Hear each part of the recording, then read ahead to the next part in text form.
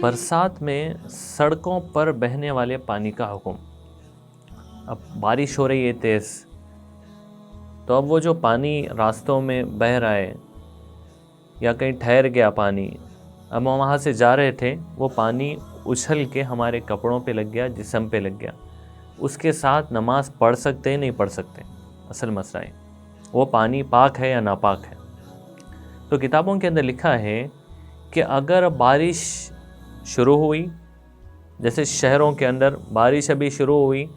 तो वो पानी के साथ नजासत मिल गई, नापाक की भी मिल गई, मिल के बह रही है या एक जगह रुकी हुई है, वो पानी अगर हमारे पर लगेगा तो कपड़े नापाक हो जाएंगे और बदन नापाक हो जाएगा। उसको धोकर नमाज़ पढ़ना ज़रूरी है, क्योंकि उस पानी के साथ नजासत मिली हुई है, नापाकी मिली हुई।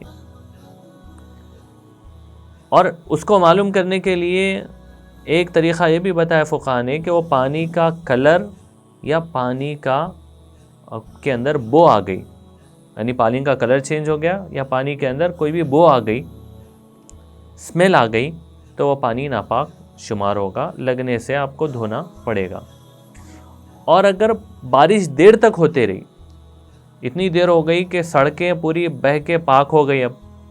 जहाँ भी पानी है वो पानी ज़्यादा पड़ने की वजह से पानी बिल्कुल साफ़ नज़र आ रहा, ना उसमें कलर चेंज हुआ है उसका, ना उसके अंदर बो आ रही है,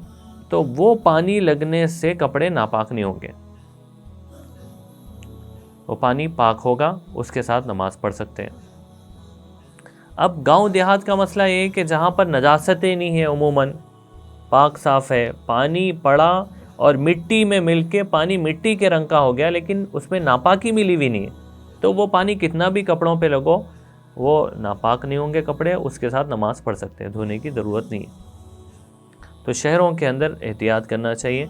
जहाँ पर बारिश का पानी अगर कपड़ों पे लग जाए तो हत्तल इम्कान कोशिश करना चाहिए कि उसको धोकर ही नमाज़ पढ़ें।